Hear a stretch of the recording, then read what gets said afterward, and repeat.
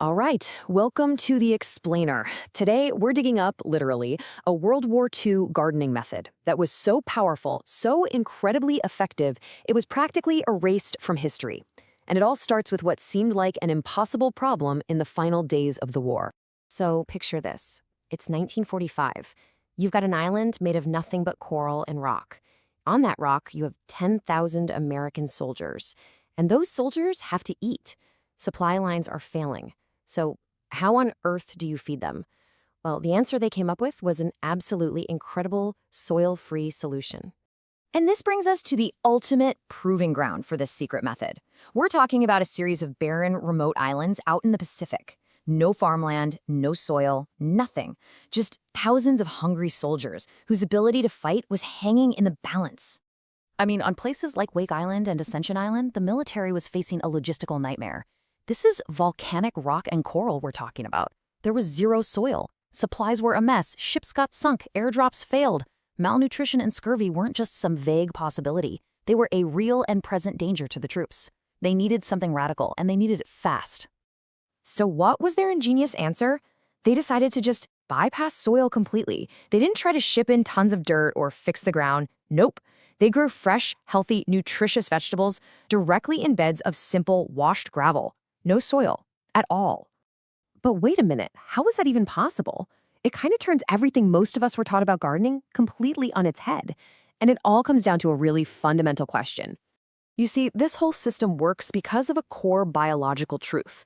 It's a principle that, after the war, the brand new chemical fertilizer industry was, let's just say, more than happy to let us all forget. It really challenges the foundation of how we think about growing food. Okay, here's the absolute key to understanding this. Plants don't eat soil. They never have. What they actually consume are the dissolved mineral ions, the nutrients that are carried to their roots by water. The soil is just a medium holding that nutrient-rich water. Think of it like this. Soil is just a warehouse. It holds all the good stuff, the minerals, the water, and it gives the plant's roots something to hang on to. But the plant doesn't eat the warehouse itself, right? It just absorbs the products stored inside. This gravel method simply gets rid of the middleman, the warehouse, and delivers the goods directly. So if you get rid of the soil, you obviously have to provide the food directly to the plant. And the military came up with this unbelievably simple nutrient solution to do just that, using stuff they already had, basically kitchen scraps. The entire recipe was built from just 3 key things. You had wood ash from the cooking fires, which gave the plants potassium and phosphorus. Then there was bone broth from the kitchen, which supplied crucial calcium and nitrogen. And finally, a bit of brine from fermented foods like sauerkraut, which introduced all kinds of beneficial microbes. And getting the mix right is the secret sauce. For every gallon of water, you're going to steep about 2 tablespoons of that wood ash for a day. Then you mix in some plain bone broth at a 1:4 ratio with your ash water. A little splash of something like sauerkraut juice gets the whole thing going. It's kitchen chemistry, and literally anyone can do it. Okay, so that's the plant food, but what about the structure itself? Let's take a look at the simple, super effective engineering behind the beds that fed thousands. It's so straightforward you could build one on a tiny city balcony. To copy the military's design, you only need 3 things. First, a container. Seriously, anything from a plastic storage bin to an old wooden crate works. Second, you need a drain hole at the bottom. This is non-negotiable. You've got to have good drainage for oxygen. And third, enough washed granite gravel to fill it up. That's it. You're done. Now, choosing the right plant is really important for getting a quick win. The military focused on crops that gave them the biggest bang for their buck. So leafy greens like lettuce, spinach, and kale are fantastic starters. Things like tomatoes and peppers do incredibly well too. You probably want to hold off on root vegetables like carrots until you really get the hang of the system.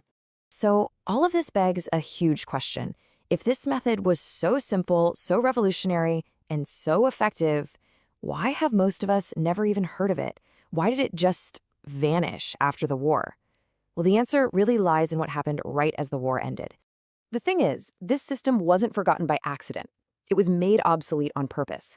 See, the same chemical industry that had perfected creating nitrogen for explosives during the war suddenly had all these factories. So they pivoted and started selling that exact same nitrogen as chemical fertilizer to farmers. A system that lets you create your own perfect plant food from kitchen garbage was a direct threat to that brand new, highly profitable business model. And that is exactly why this 80-year-old secret is so unbelievably relevant right now. It's the perfect solution for so many of our modern problems. Live in a city with a concrete balcony? This is for you.